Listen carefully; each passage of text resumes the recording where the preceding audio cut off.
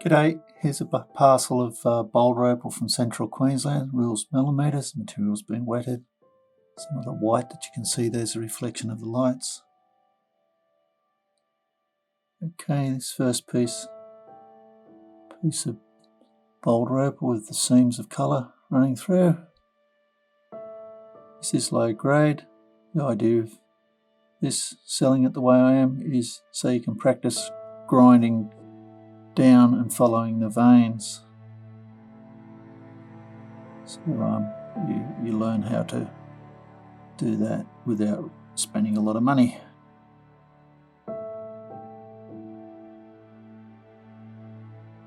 Piece like that's undulating, so it could be a good introduction to using a Dremel type machine.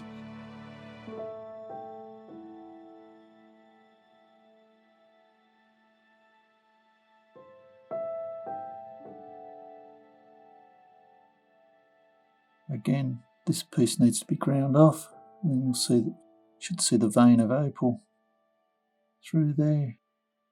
The other pieces are Koroit.